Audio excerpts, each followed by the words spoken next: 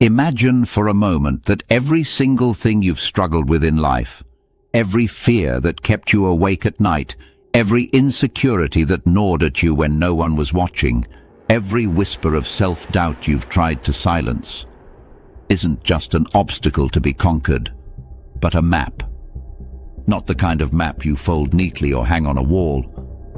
This is a living, breathing map, etched into the architecture of your thoughts, hidden in the scar tissue of your wounds, and coded into the memories you can't forget, no matter how hard you try. And this map, if you are brave enough to trace its lines and follow its dangerous curves, could lead you directly to your true purpose. Now, ask yourself something deeply uncomfortable. What if the key to finally understanding who you really are, not the version you carefully curate for the world, but the untamed, unfiltered, unmasked you, has been hidden all along in the very parts of yourself you've tried hardest to bury? The impulses you've suppressed because they scared you. The desires you've judged because they didn't fit the script. The thoughts you've been too ashamed to speak, even in the privacy of your own mind. Carl Jung, one of the most brilliant and unsettling thinkers in psychology, believed exactly that. He taught that the doorway to your purpose is guarded by the very darkness you've spent your life running from. That the parts of you you've been taught to fear are not here to destroy you. They are here to guide you. Once you understand his idea of the shadow, you can never see yourself or your life the same way again. Because the shadow isn't your enemy. It is your oldest companion. And hidden within it is the blueprint for your power, your freedom, and your destiny. Carl Jung defined the shadow as the unconscious part of ourselves that we reject, repress, or disown. It's made of the traits, urges, instincts, and emotions that you, or the society that shaped you, decided were unacceptable. Maybe you learned early that being too loud made you annoying, that being competitive made you selfish, that showing sadness made you weak, that anger was dangerous, that desire was shameful. So you adapted. You pushed those parts into the basement of your psyche, locked the door, and built a polished, socially acceptable version of yourself to show the world. You didn't do this because those parts were evil or worthless. You did it because you learned, often before you could even speak, that showing them might cost you love, safety, or belonging. But here's the paradox. Jung wanted us to understand. The shadow you've been ignoring for years is often where your deepest strengths are hiding. It's not just darkness. It's the raw, unpolished ore of your power, the very energy you need to live fully. Think about how often you avoid feelings because they're too much. How often you judge others for behaviors you secretly recognize in yourself. Jung warned, everything that irritates us about others can lead us to an understanding of ourselves. When someone's arrogance, ambition, or even joy gets under your skin, you're often looking into a mirror. A distorted one, yes, but a mirror nonetheless. A mirror reflecting a piece of you you've hidden away so well that you've forgotten it was ever yours. Here's the truth that makes people squirm. When you exile parts of yourself into the shadow, they don't vanish. They don't dissolve into nothing. They adapt. They learn to hide in the dark corners of your mind, waiting for moments when your guard is down. From there, they shape you in ways you don't even realize. The partners you choose. The friendships you sabotage. The opportunities you're drawn to or run from. The habits you can't seem to break. This is why you sometimes explode in rage over something that seems trivial. Why you feel a sudden wave of jealousy that catches you off guard. Why some people feel magnetic to you or repulsive for reasons you can't explain. Those moments aren't random. They are your shadow speaking. And the more you try to silence it, the more creative it becomes in finding ways to be heard. Jung compared repressing the shadow to holding a beach ball underwater. You can push it down for a while, but the harder you press, the more violently it bursts back to the surface. The shadow will not be ignored forever. It will seep into your dreams. It will appear in your slips of the tongue. It will live in your patterns, your addictions, your bad luck.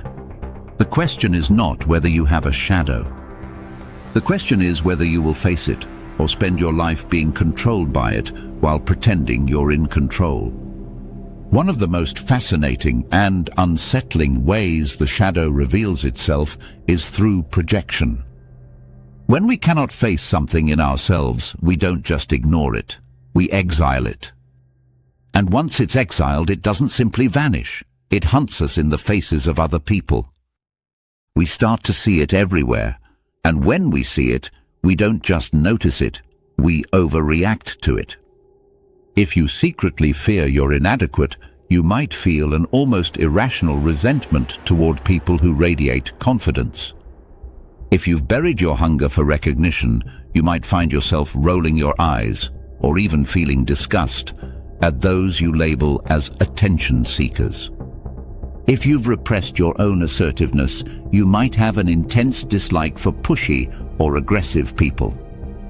It's not that you're wrong to notice these traits.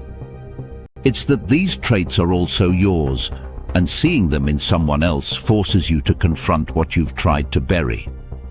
This is why Jung's insight is so piercing. Knowing your own darkness is the best method for dealing with the darkness of other people. Your emotional triggers are not accidents, they are signposts. Every person you find yourself intensely drawn to or intensely repelled by is a mirror. A mirror you may not want to look into, but one that shows you pieces of your shadow with merciless clarity. Next time you feel that hot flash of irritation, envy, or disgust, stop and ask, what part of me am I really seeing in them? Because until you do, you'll live in a world of distorted reflections, fighting shadows you believe belong to others, when in truth, they are your own. This is where Jung's work stops being abstract psychology and becomes a weapon for transformation. The parts of yourself you've buried, the desires you were told were too much, the anger you were told was wrong, the ambition you were told was selfish, are not obstacles to your purpose. They are the path to your purpose. The creativity you suppressed because you feared criticism, that could be the very thing that sets you apart. The righteous anger you swallowed because good people don't get angry, that could be the fire that fuels a movement. The ambition you hid so you wouldn't be called arrogant, that could be the drive that builds something world-changing. History is filled with people who turned their shadow into their legacy. Frida Kahlo took relentless physical pain and emotional loss and alchemized it into painting so raw they still cut to the bone today. Martin Luther King Jr. transformed righteous anger into disciplined, strategic action that altered the course of history. David Goggins turned deep self-loathing and victimhood into an almost inhuman capacity for discipline, endurance, and mental toughness. They didn't overcome their shadow by killing it, they integrated it. They listened to what it was trying to tell them. Jung's radical truth is this: your shadow is not blocking you from your purpose. It is the map that leads to it. Jung never promised quick fixes. This is not a weekend self-help exercise. This is the work of a lifetime, and it is not for the faint of heart. But if you have the courage, there are steps. 1. Radical self-honesty. Drop every filter. Admit the thoughts, urges, and emotions you've been pretending not to have. Not to shame yourself, but to see yourself clearly. Clarity is always the first cut through the fog. 2. Track your triggers. Notice when your emotional reaction is out of proportion to what's happening.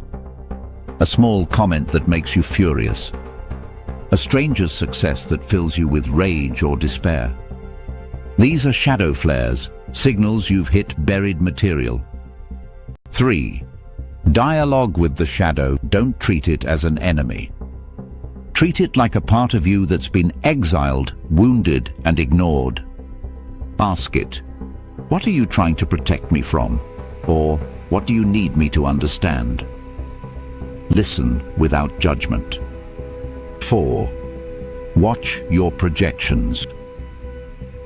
When someone provokes you, positively or negatively, ask yourself, what is this person showing me about myself that I have not owned?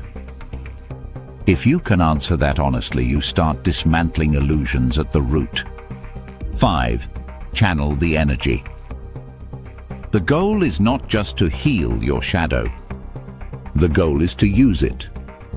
Pour the reclaimed energy into something alive: art, leadership, innovation, love, service. This is how you transform shadow into light without losing its power. If you run from your shadow, you run from your life. If you face it, you walk the path that was always meant for you. And here's the most unsettling and liberating truth Jung ever taught. You are not who you think you are. You are not just your job, your personality, your past, or your beliefs. You are something much older, much deeper, much more mysterious than your conscious mind can grasp. Life doesn't truly begin the day you're born. It begins the day you are willing to let your false self die. When you stand face to face with every part of yourself, light and dark, you stop asking for permission to exist. Jung said, "The privilege of a lifetime is to become who you truly are." And when you do, you realize something almost shocking. Your shadow was never trying to destroy you. It was trying to make you whole,